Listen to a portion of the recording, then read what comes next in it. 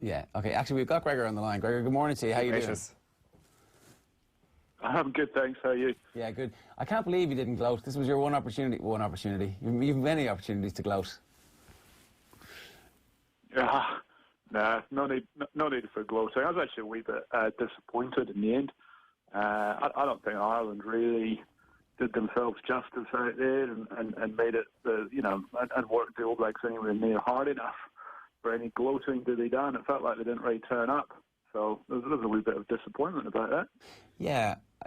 So the debate here is whether or not the Irish handling errors were caused by the pressure that New Zealand were putting them under, or if we just played really, really badly, as well as some of the pressure. Probably a combination of the two, I would have thought. The All Blacks defended particularly well. I think they only missed one tackle in the first half, and the line speed was good. They were aggressive. They put Ireland under a lot of pressure. I got the feeling, though, that Ireland came into the game feeling a little bit of pressure, and that certainly was my impression afterwards as well. Was that they, having beaten the All Blacks back in November, it felt like they really challenged themselves to make sure they made the semi-final, and that seemed to be, from what they were saying, became a bit of an issue for them. They became almost obsessed with it, and it looked a wee bit like that.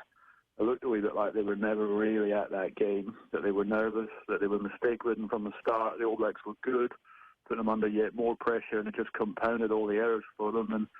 But I think when the All Blacks get ahead early, as they did, they're a difficult team to rein back in. Yeah, we aren't very good at coming back from behind. So as soon as the first try went over, it was a real unless we score next, it's not going to happen. Like, in a weird way, Richie Mo'unga kills the game by preventing Johnny Sexton's penalty from going out. Once that happened, and ultimately they scored a try almost immediately afterwards by going the length of the field, that was ball game from Ireland's perspective. I don't feel like New Zealand ever felt any threat or any danger. As soon as Jacob Stockdale has the knock-on and the penalty gets scored and there's a lead, New Zealand are like, okay, well, there's no rustiness after our 2-week break, and there's no rustiness from the fact that we haven't really played a meaningful game in the space of over a month against the Springboks. Yeah. And I don't think there was going to be any rustiness. It probably wasn't all that helpful that they didn't play against Italy, but they're professional guys. I mean, they've been playing Super Rugby since, end of January, so there's plenty of rugby in the system. I didn't really ever think that would become a factor in the game, but I think they always knew that to play Ireland effectively, the last couple of times, certainly when they played in Chicago, Ireland were miles ahead at one point. I can't remember what the score was, but it was a long, long, long way ahead. And they're aware that if you let Ireland get ahead, they're a very suffocating team and they're at their best. They don't give you the ball, they hold on to it, and they make life really difficult for you if they control the scoreboard like that. So I think what we saw was an All Black team that had worked out that the best chance to kill Ireland's big threat was they had to hit them hard early, they had to turn up with the right attitude, they had to really blitz Ireland from minute one and take them on. And I think we saw that reflection, that they knew the importance of scoring tries early and getting that early lead. So there was no doubt that was a very deliberate play on New Zealand's part to be that focused and that deliberate in those first 20 minutes or so. Where does the legacy of Joe Schmidt from a New Zealand standpoint now rest, Gregor? I think he's done a fantastic job. I mean, it's never ideal when your last game is one like that, and A, it's a poor performance, and B, it's a failure to deliver the one thing that your legacy hasn't quite come up with, and Irish rugby was so desperate to see. So there'll probably be a lot of hurt, and a lot of people will be unsure right now about what to make of that. But from a New Zealand perspective, they did something twice. The All Blacks that they hadn't done in whatever it was, 111 years, and they managed to do it twice under Joe. And I think probably beyond that, they've become a consistently good team. Not last weekend's events withstanding, obviously, but they've been ranked number one in the world, albeit briefly. They've been in the top three really for much of Joe's tenure in charge, I believe. They've played fairly effective rugby. They've won Six Nations. They've become a genuine foe for the All Blacks. I mean, probably the last 4 or 5 years, New Zealand would put Ireland right up there with South Africa, in terms of the team that's caused them issues, and we take Ireland way more seriously. Now, I don't mean that disrespectfully, but when New Zealand have never lost to them, you get into that habit of believing that they never will. And I think that's maybe the biggest thing, that Joe has turned that team around to make them realise that they're more than just capable of competing for 65 minutes against New Zealand. They're capable of beating them. And I suspect there's probably a whole generation of Irish kids now who'll come through believing and knowing that Ireland are capable of beating New Zealand. So, I mean, that's probably something that Joe will take away, and that will be his legacy, I suppose. He's put the All Blacks on Ireland's radar as a team that they're capable of beating. Somebody made the point the other day that when Graham Henry and Steve Hansen left Wales, they didn't leave either of those two teams as World Cup winners or as a dominant force in World Rugby, and yet it was still possible for them both at some point in the future to go to New Zealand and ultimately end up with the All Blacks gig. So the game at the weekend doesn't prevent Joe Schmidt from, at some point down the line, taking a Super Rugby job and ultimately getting himself back into the reckoning for the New Zealand gig, does it? No, of course not. Look, I mean, it wouldn't be fair on any coach to judge them by one game, as disappointing as it was for Ireland. Look, he's had, whatever it is, 5-6 years of consistent performance. He was a genuine contender if he'd been willing to put himself forward for the All Black job at the end of this year. He would absolutely be one of the contenders, and I would have thought that probably he might even have got it. And I don't think that will change just because New Zealand beat Ireland in a quarter-final in 2019. I mean, what will matter next for Joe is what does he do? Where is he going to go? How long is he going to be in hiatus? Is he going to come back to New Zealand and sort of be visible? Because that would be important, I think, from an All Black perspective, even if he's not coaching, have him back in the country might be important. How long does he not coach for? What's his next move in terms of a coaching gig? Who are the All Blacks going to appoint at the end of this year, and for how long? And how successful that might be will have a bearing on what sort of time period you'd be looking at before they look for another appointment. But look, if Joe comes back and he wants to get involved in Super Rugby, and there's an opportunity to do that, every Super Rugby team would snap him up. And presumably he'll be quite successful at that, because I just imagine that's who he is. And if he does that and he's interested in coaching the All Blacks, he would, in time, absolutely, he'd be a guy that they would absolutely take. Yeah, okay, there's two other quick things I want to talk about. Steve Hansen, in the aftermath of the game, talked about, we kept being reminded that Ireland had beaten us twice.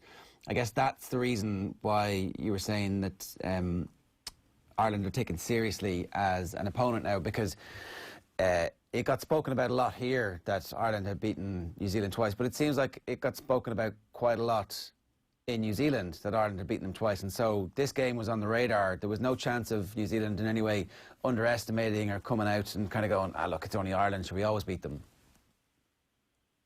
Yeah, absolutely. And that was probably the most helpful thing that Joe Schmidt did and Ireland did for New Zealand, was beat them in November. Because a one-off in Chicago, you could kind of put it down to a bad day or whatever, but to do it twice in the last three outings made sure that nobody thought Ireland had just got lucky. It very much made Ireland a team. I mean, there was a high degree of nervousness in New Zealand, I believe, about playing that game.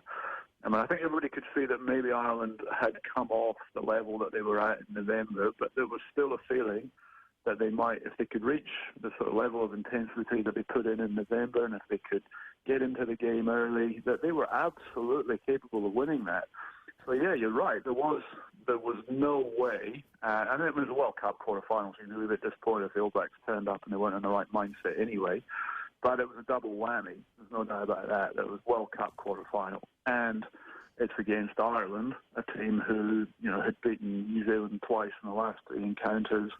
And there was no way in the world were they going to underestimate the Irish and let them make it 3 out of 4. Yeah.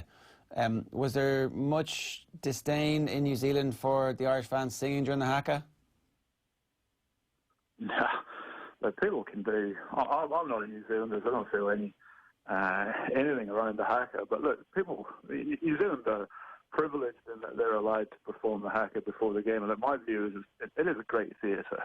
Whether it's an advantage, disadvantage, right, wrong, I don't particularly care. I think fans pay money and they love watching it. And certainly the Japanese fans really, really love watching it. And I think probably most players enjoy facing it. It's something a bit different. It creates a little bit of, tradition around rugby. But teams should be allowed to face it however they like. I don't even think that World Rugby should make them stand 10 metres back. They want to get right up into the All Black space. I think they should be allowed to do that. And fans, if they want to sing, go for it. There's no kind of right or wrong way. It's certainly not culturally offensive for Irish fans to have a bit of a sing-song if they don't want to hear the Hackett. So no one. I mean, some media outlets will try and get some clickbait headlines around it, but no one really minds that kind of stuff. It's all part of the entertainment package. Well, it was a unique World Cup moment. Unfortunately, the rest of the game, from our perspective, certainly didn't live up to the pre-match entertainment. And then, Gregor, you should know that you've been picked up by all of the Irish websites for referring to the Ireland team as a team of limited old cart horses who never stood a chance. And the thing is, Gregor, if you'd said this 18 months ago, we'd have had you on here and we'd have been going, oh, hang on a second. But we don't really have much of a leg to stand on, unfortunately. Look, I didn't mean to be quite that harsh here at the moment when you're filing under a deadline, but look, I've got to be honest, by the end of the game, there was a few of the Irish players who looked to me like they'd been hanging on for 12 months too long in that team. And the pace of the game was too much for them. The skill level of New Zealand was too much for them. And I think that's something that Ireland will probably be spending a little bit of time looking at and thinking about is how do they close that gap. And isn't that precisely the difference between Steve Hansen and Joe Schmidt, though? Because pre-World Cup, Steve Hansen looked at his squad and anybody who he thought was hanging on or not going to be able for the intensity and pace of the World Cup in Japan, he cut and he put a bunch of kids in. And that was his point about experience. Ireland, full of experience, full of the experience of losing World Cup quarterfinals. New Zealand players, full of the experience of winning. Yeah, you're absolutely right. I mean, a wee bit of a surprise for us that on the eve of a World Cup, really, that you see Ben Smith come out of the team. Sonny Bill Williams couldn't get himself back into the team. There'd be others off the top of my head, can't actually think of them. Ryan Crotty not able to get back into the team either. So they took out they were brave enough to take out a whole series of old experienced players who weren't actually playing that badly either. But they just had a feeling that your likes of George Bridge, Jack Goodhue, Sevu Reece, that they were the guys for the now. They were young, they were full of energy, and they could play in that revamped attacking style that the All Blacks knew that they had to come back to the World Cup with if they were going to break down all these defences. And they also persuaded Barrett Bowden to give up his number 10 jersey and go and play at fullback, which, again, a lot of people thought that's mad. You're taking one of the world's best fly halves and making him play at fullback. Is that nuts? Might have been, but they made it all work, and they've made that game plan work for them. They've taken risks, they've evolved, they've advanced. They were a completely different team to the one that they were in November. And then you look at Ireland and you go, well, where did they change? It looked like largely the same personnel, give or take injuries. Game plan was very much the same, built around one defensive plan, and a lot of box kicking. And, in the end, they just didn't push on hard enough in those 12 months since they beat the All Blacks, and the All Blacks did. And we saw them beat them in November and then lose by 30 points at the World Cup. Yeah. And I think that probably is a proof that you need that they didn't move on. Well, I wonder, Gregor, if a very similar game had broken out in Dublin last November, but the results would have been different had the All Blacks won. Would we have seen a vastly different situation this year? I don't think we might have, because I think New Zealand have been used to the process of actually identifying what might be going wrong, not getting carried away with the result, and actually planning accordingly. Maybe if Ireland had lost that game, maybe it sends a few more alarm bells ringing, but really, I'm not sure it would have, to be honest. I think perhaps it was the performance that night, it was perhaps actual identification that people were slowing down and that they did need, whatever it was, 8 personnel changes in the starting 15 11 months later, that the result wasn't what mattered. It was actually what the coaches had identified from previous experiences and from previous failures in the All Blacks. And I think that is the big lesson for Ireland now, is that New Zealand have been a country that have learnt vastly from the failings, especially when it comes to 2007. And Ireland now need to make 2019 their Irish version of the All Blacks '07. Yep, look, I think you're probably right. I think, to be honest, so the All Blacks were probably they were trying to evolve the game before that match in November last year. They were kind of aware. I mean, Ireland didn't kind of open their eyes to something. Ireland opened their eyes to how severe the problem was, rather than pointing out that there was a problem. And the All Blacks knew they were struggling to play the attack game that they had in mind, and they knew that they had to evolve it back in November anyway. They just weren't very far down the track at that point. But I think that is the key thing, is that the All Blacks never stop thinking about, what's next. I mean, they have this whole saying of, if you're standing still, you're going backwards. So they're constantly looking, constantly evolving what they're trying to do, so that, the trends of the game are being led by them, so they don't get caught out, with a game plan that's maybe 6 months too old because everyone else has worked it out and they haven't caught up. And, I don't know, Ireland went through a whole World Cup cycle pretty effectively, winning a lot of games with a particular style of rugby, and maybe they were just caught out in the end that they didn't realise that come the World Cup, a lot of other teams, particularly New Zealand, would be looking a bit different at that stage because they keep evolving. And that's probably, you're right, that's definitely the lesson for Ireland, is you've got to try and predict into the future and see what's going to happen. Speaking of that, what do you think is going to happen this weekend? Sabres, don't know. Super tight. England looked good. Admittedly, they were helped along the way by Australia, but it's certainly a good team. They've certainly got the capabilities of winning. Don't know. I think it might be very tight, maybe 2, 3, 4 points in it. You'd probably back New Zealand because of the world number one, but wouldn't be surprised if England win. And bizarrely, I think Wales are going to pick themselves up because they've been pretty poor at the World Cup. And I think they've probably got one big game in them, and I think they might deliver it. So I'm picking New Zealand and Wales. Okay, that'll be a great semi-final outcome, and certainly it sounds like they're going to be good games. Gregor, great to have you with us this morning. Thanks a million. Enjoy it. Thank you. Cheers. Bye. It's Gregor Paul there.